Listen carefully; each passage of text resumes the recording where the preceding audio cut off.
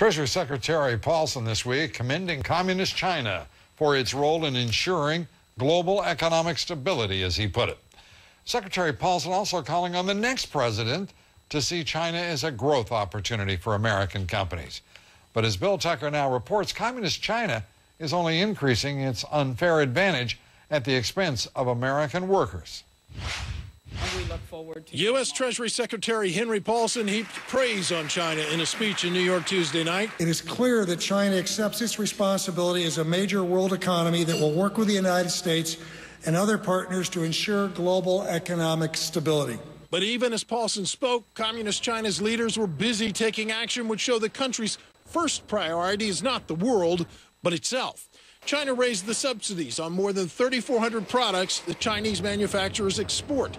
Due to declining U.S. and European demands led to layoffs and plant closings in China. The action helps give the Chinese producers an even greater price advantage, on top of the country's extremely low wages and lack of labor and environmental laws. Frankly, the Chinese must be laughing all the way to the bank. Paulson doesn't seem to recognize or doesn't want to recognize that the Chinese are playing a much different game than we are. July, a year ago, China cut its export subsidies to calm its trading partners who were angry about the government aid.